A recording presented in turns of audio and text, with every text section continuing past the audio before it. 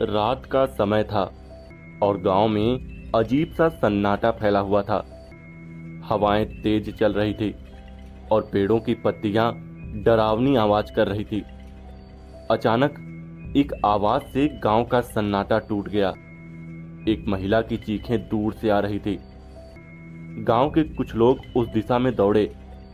वो एक पुराने कुएं के पास पहुंचे जहां एक औरत बेहोश पड़ी थी और उसके ठीक पास एक पुराना आधा सड़ा हुआ कंकाल पड़ा था। गांव के मुखिया ने तुरंत पुलिस को बुलाया। वहां खड़े लोग इस कंकाल को देखकर हैरान थे। आखिर ये कंकाल यहां कैसे पहुंचा? किसी को कुछ समझ नहीं आ रहा था, लेकिन हर कोई इस घटना से डरा हुआ था। तो चलिए देखते हैं आज की ये कहानी। उससे पहले अगर आप हमारे चैनल पर नए हैं तो हमारे चैनल को सब्सक्राइब जरूर कर लें और इस वीडियो को लाइक और शेयर कर दें, क्योंकि ऐसी भूतिया कहानी हम आपके लिए लाते रहते हैं। तो चलिए शुरू करते हैं आज की ये डरावनी कहानी। अगले दिन सुबह पुलिस गांव में पहुंची। इंस्पेक्टर शेखावत केस की जांच करने के लिए आए थे। वो गांव वालों से पूछताछ कर रहे थे, लेकिन कोई स्पष्ट जानकारी नहीं मिल पा रही थी। इंस्पेक्टर शेखावत ने कुएं के पास मौजूद कंकाल की फॉरेंसिक जांच के लिए उसे शहर भेजने का आदेश दिया। लेकिन इससे पहले कि वो कुछ कर पाते, गांव के कुछ बूढ़े लोग सामने आए और कहने लगे, ये जगह श्रापित है। यहां सालों पहले एक लड़की की हत्या हुई थी और तब से उसकी आत्मा यहां भटक रही है। इंस्पेक्टर ने इस पर ध्यान नहीं दिया और कहा, यह सब अंधविश्वास है, हम सच का पता लगाएंगे। जांच के दौरान इंस्पेक्टर शेखावत को पता चला कि करीब 20 साल पहले इस गांव से एक लड़की गायब हो गई थी। उस लड़की का नाम आरती था और उसकी शादी गांव के ही एक युवक महेश से होने वाली थी। लेकिन शादी से कुछ दिन पहले ही आरती अचानक गायब हो गई थी। उस समय किसी को भी उसकी कोई खबर नहीं मिली और लोग यही मान बैठे कि आरती गांव छोड़कर चली गई थी।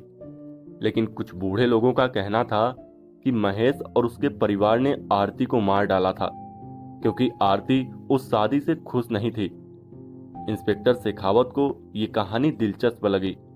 उसने महेश और उसके परिवार से पूछताछ करने का फैसला किया। महेश अब गांव का सम्मानित व्यक्ति था, लेकिन जब इंस्पेक्टर शेखावत ने उससे सवाल किए तो वो असहज हो गया। उसने कहा, आरती के गायब होने के बाद मैंने उसकी बहुत तलाश की थी, लेकिन मुझे कुछ नहीं मिला। मैंने उसे मारने की कोई साजिश नहीं रची। लेकिन इंस्पेक्टर को महेश के बर्ताव से कुछ शक हुआ। उसने गांव वालों से भी महेश के बारे में जानकारी ली। कुछ लोगों ने बताया कि आरती और महेश के बीच शादी से पहले बहुत झगड़े होते थे।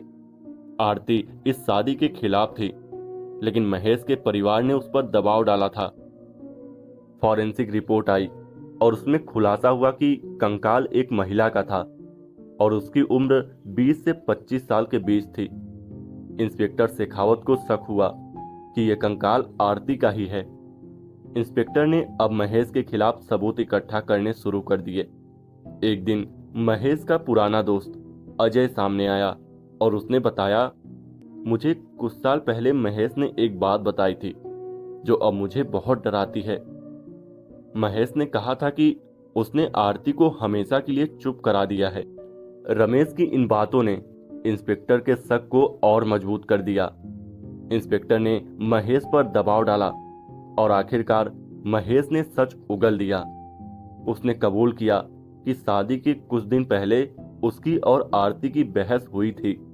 बहस के दौरान गुस्से में आकर उसने आरती को धक्का दे दिया, जिससे उसका सिर दीवार से टकरा गया और उसकी वहीं मौत हो गई। महेश ने घबराकर उसके शव को कुएं के पास गाड़ दिया और लोगों से कह दिया कि आरती गांव छोड़कर भाग गई है। अब 20 साल बाद जब कुएं के पास खुदाई हो रही थी तो वो कंकाल बाहर आ गया। महेश को पुलिस ने गिरफ्तार कर लिया। गांव में ये खबर आग की तरह फैल गई। सब लोग हैरान थे कि इतने सालों से जो रहस्य दफन था वो अब सामने आ गया था। लेकिन कहानी यहीं खत्म नहीं होती। कुछ दिन बाद उसी कुएं के पास एक और महिला ने चीखने की आवाज सुनी। जब वो वहां गई तो उसने देखा कि रात के अंधेरे में कोई काली परछाई कुएं के पास खड़ी थी। गांव वालों का कहना है कि वो आरती की आत्मा थी जो अब भी न्याय की मांग कर रही थी, और उसके बाद उस कुएं के पास कोई दोबारा जाने की हिम्मत नहीं करता। इस कहानी से हमें ये सीख मिलती है कि अपराध की सजा कभी न कभी जरूर मिलती है, चाहे वो कितनी ही गहराई में क्यों ना छिपा हो। सच्चाई सामने आ ही जाती है। तो दोस्तों, कैसी रही ये कहानी कमेंट करके जरूर बताइएगा, और चैनल पर नए हों तो सब्सक्राइब जरूर कर लें